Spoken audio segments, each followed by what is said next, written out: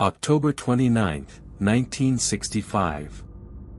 A man walked into a field in Maryland. He was alone. For 17 years, he had controlled something extraordinary. A network inside American journalism. Inside the newsrooms that shaped public opinion. He had built it himself. With the direct authorization of the President of the United States. He believed completely in what he had built. He believed it was the only way America would survive. He raised a shotgun. His name was Frank Wisner. The program he built was still running. It would not be investigated for another decade. When it finally was investigated, the Senate found 50 journalists on the CIA's payroll. Inside America's largest newsrooms.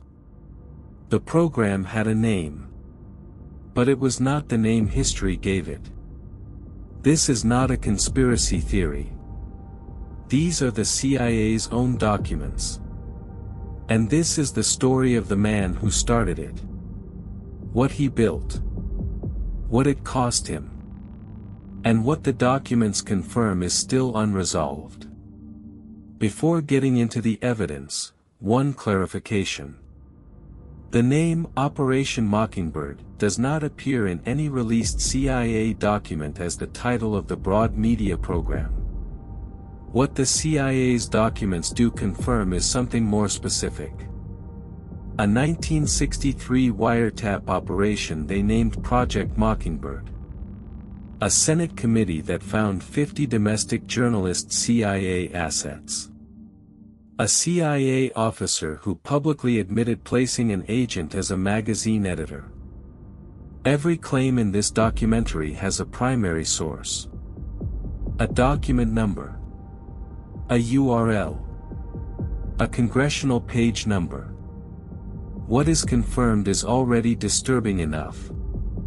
But to understand how this program was built, and why it was built, we have to start 48 days before Wisner received his official mandate. April 30, 1948. The State Department's Director of Policy Planning wrote a memorandum. His name was George F. Kennan. That memo had a title. The Inauguration of Organized Political Warfare. Kennan's argument was simple. The Soviet Union had a weapon the United States did not. Not a military weapon. An information weapon. The Soviets were using propaganda, disinformation, and influence operations as instruments of state policy. Systematically. Continuously. Against every country they wanted to influence. America was not responding in kind. Political warfare is the employment of all the means at a nation's command, short of war, to achieve its national objectives.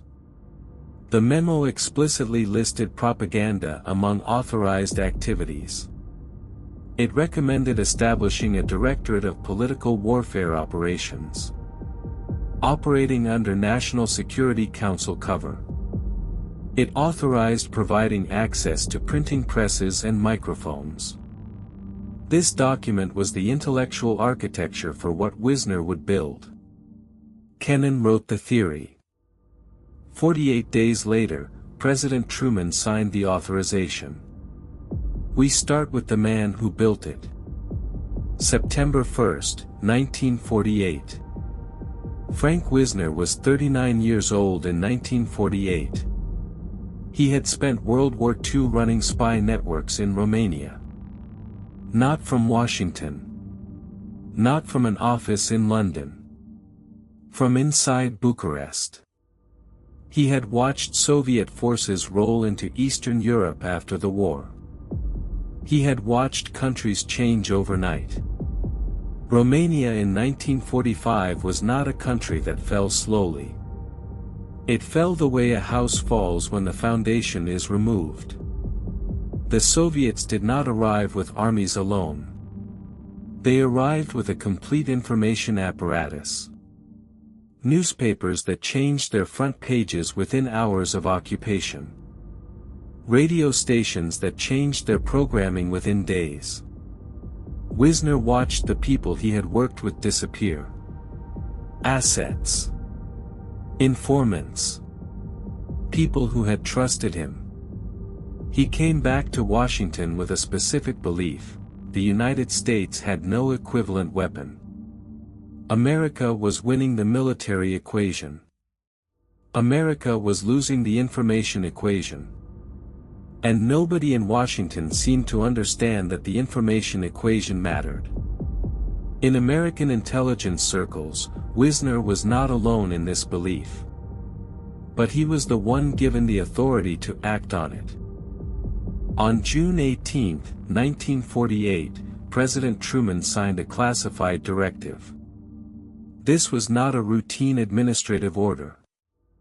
It was a legal authorization for an entirely new kind of warfare. Activities so planned and executed that any U.S. government responsibility is not evident. Activities planned so that the United States government is not visibly responsible for them. It specifically authorized propaganda, economic warfare, subversion against hostile states, and assistance to underground resistance movements. And it created a new office to run all of it. The Office of Policy Coordination. The name was chosen deliberately. It sounds administrative. What it coordinated was covert propaganda and influence operations across the free world. Wisner was appointed its director on September 1, 1948. His initial staff, 302 people. His initial budget, $4.7 million. 4 years later, his office had 2,812 people. And a budget of $82 million. It had grown faster than the CIA itself. In 1952, the Office of Policy Coordination was absorbed into the CIA. Wisner became Deputy Director of Plans. He now controlled the CIA's entire covert operations apparatus. And he had a theory about how to win the Cold War. Not with armies. Not with missiles. With journalists. Wisner did not build this alone. He had a partner whose access operated at a different level entirely. Allen Dulles had joined the CIA in 1951 as deputy director. He became director of Central Intelligence in 1953. Dulles was a different kind of operator. Wisner ran the institutional machinery. Dulles ran the personal relationships. Dulles was a member of the same social circles as the men who ran American media. Henry Luce was one of those men. Dulles often interceded with his good friend Henry Luce. Luce readily allowed certain members of his staff to work for the agency. And Luce agreed to provide jobs and credentials for other CIA operatives who lacked journalistic experience. Not journalists recruited to report. CIA operatives given journalist credentials. Using the cover of one of America's most trusted publications. C.D. Jackson was a Time Incorporated vice president. He had CIA connections. When he traveled, when he reported, when he wrote, readers had no idea that the CIA director had a personal relationship with his employer. This relationship ran for years. It operated entirely outside the formal recruitment process. There was no signed agreement. There was a friendship between two powerful men. And a shared belief in what America needed to do. When Wisner fell, someone else took over the machine. His name was Cord Meyer. He led the International Organizations Division, the unit that managed the CIA's relationships with cultural institutions, intellectual organizations, and media outlets. Meyer was the machine's caretaker. Wisner built it. Dulles supplied it. Meyer maintained it. Before the operation grew into a network of hundreds, it needed an early test. The test was Radio Free Europe. Radio Free Europe was established in 1949. Publicly presented as a private organization funded by citizen donations. It was funded by the CIA. Its mandate was to broadcast programming into Soviet-controlled Eastern Europe. What listeners heard was not random. It was crafted. Directed. It was the first large-scale test of information as a weapon. And it worked. It worked well enough that Wisner wanted more. Not just radio stations abroad. Journalists inside America's own newsrooms. The machine was ready to scale. Here is how the machine worked. The CIA approached specific journalists. Ones at the right publications. With the right access. 3 categories of relationships were documented. Paid directly. These journalists had formal agreements. They received money. They performed tasks. Unpaid, ideologically aligned. These journalists cooperated voluntarily. They believed in the mission. They did not take money. But they took direction. Access-based. These journalists received exclusive access. Stories placed to build careers. The Senate documented the scale. The CIA maintained a network of several hundred foreign individuals around the world, with access to newspapers, periodicals, press services, radio, television, and publishers. Domestically, 50 American journalists had secret relationships with the CIA. Among the organizations, Time Life, CBS, the New York Times, the Associated Press. The case of Joseph Alsop shows how a specific operation worked. He was a widely read columnist. In 1953, during a Philippine presidential election, the CIA asked him to write columns warning voters not to oppose their preferred candidate. He covered that election at the CIA's request. His readers had no idea. That is how unpaid cooperation worked. Category 3 involved cover. Press credentials allowed access. CIA officers traveling as journalists could go where diplomats could not. The press pass was a key. The operation extended to editors. Encounter magazine demonstrated this. Funded indirectly by the CIA, with an agent placed as an editor. Deciding which articles ran. For more than a decade. Without public knowledge. One of the most remarkable confirmations came from a CIA officer, publicly, in 1967. His name was Thomas Braden.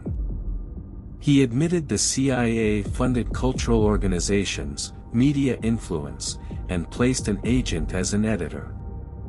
He argued it was necessary. The Soviet Union used these methods. America had to respond in kind.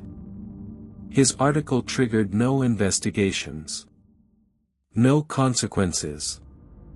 The program survived its own public exposure. Meanwhile, Wisner was already gone from power. Something had happened to him. In 1956, during the Hungarian uprising, CIA-backed broadcasts encouraged resistance. They implied support would come. It did not. The uprising was crushed. Thousands died. Hundreds of thousands fled. Wisner witnessed the aftermath. He had believed information could change regimes. Hungary showed the limit. Words without force gave false hope. He began to deteriorate. By 1958, he was removed from his position. He was hospitalized, treated with electroconvulsive therapy. He never fully returned to his former role. By 1965, he was retired. On October 29, 1965, Frank Wisner died from a self-inflicted gunshot wound. He was 56 years old. The program he built survived him. It was eventually exposed. In 1963, the CIA wiretapped 2 journalists to find a leak. The operation was called Project Mockingbird. The agency that used journalists was also surveilling them. The same system, in 2 directions. Other journalists were also surveilled. These activities remained hidden until 1974. A newspaper investigation exposed broader CIA domestic surveillance. This triggered official inquiries. In 1975, investigations confirmed illegal activities, including surveillance and covert media relationships. A Senate committee found 50 American journalists had secret ties to the CIA. They reviewed hundreds of files. The names were not published. Later investigations suggested the number was much higher. Possibly over 400. Restrictions were introduced in the 1970s. But they applied only to certain categories. They did not end all relationships. They did not require disclosure. Documents released decades later were still partially redacted. Sections related to journalist relationships remain classified. The documents confirm a program embedded in journalism. They confirm its authorization, its scale, and its methods. They also leave critical questions unanswered. What happened to those journalists? Who were the others? What remains hidden? The answer remains the same. Classified. Frank Wisner built a machine that outlived him. And the full story of what it did is still not completely public. Every primary source cited is publicly available. If you want to see what the next declassified document reveals, subscribe to Cold Signal. That is all this channel asks.